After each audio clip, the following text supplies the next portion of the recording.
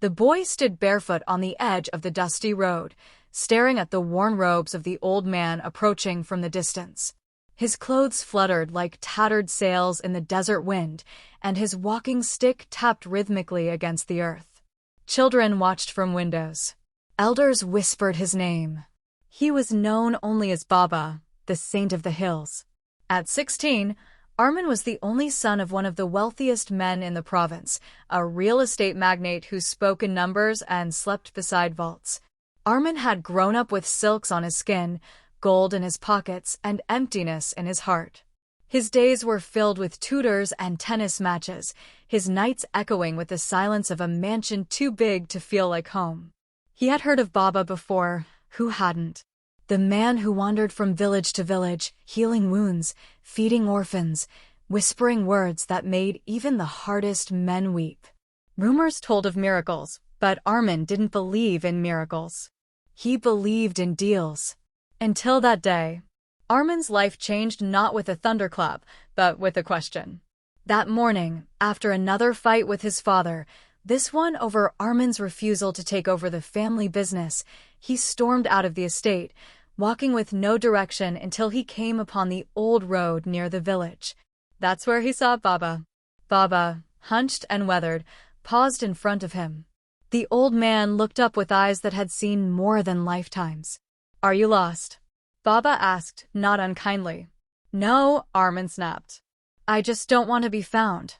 To his surprise, Baba chuckled. "Ah, then perhaps you're ready to see." And with no further explanation, Baba walked on. Something, curiosity, maybe loneliness, pushed Armin to follow. What was supposed to be a moment became a journey. Armin followed Baba for hours, then days. They slept under trees, shared crusts of bread with strangers, and spoke only when necessary. Armin was no longer the son of a tycoon. He was just another boy in the world, learning how to listen. One evening, in a broken village surrounded by scorched fields, a woman fell at Baba's feet, clutching a feverish child. "We have nothing left," she sobbed. "Please save him." Baba knelt, placed his hand on the child's forehead, and closed his eyes. Minutes passed. Then, quietly, he whispered, "He will live." The next morning, the child was laughing again. "How did you know?" Armin asked, stunned. Baba smiled. "Kindness is the medicine of the soul. Sometimes that's all the body needs." Weeks passed, and with them, Armin's bitterness faded. He learned to repair roofs, carry water for elders, and feed the hungry before feeding himself. One night, while they sat by a dying fire, Armin finally asked the question that had haunted him since the beginning. "Why do you live like this, poor, tired, alone? You could ask for anything and people would give it." Baba looked into the flames. "Because the world doesn't need more rich men, Armin. It needs more hearts willing to feel another's pain." That night, Armin couldn't sleep. Then came the turning point. They came upon a town suffering under a drought. Crops had failed, and children drank from mud puddles. The mayor, desperate, offered Baba a fortune to bring rain. "I cannot bring rain," Baba said softly. "But someone among you can bring hope." The crowd murmured. Armin stepped forward. "My name is Armin," he said, for the first time not hiding behind it. "My father has a warehouse of water tanks, food, supplies. I know the codes. I know how to get them here."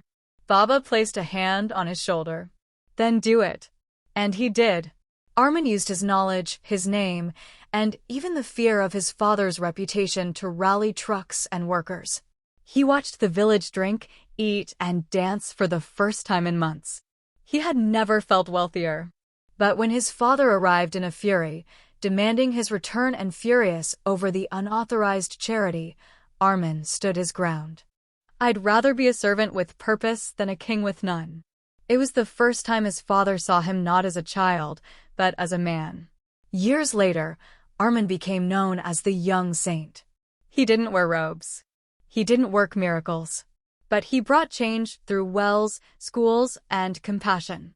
His father, softened by the fire in his son's eyes, eventually became his ally.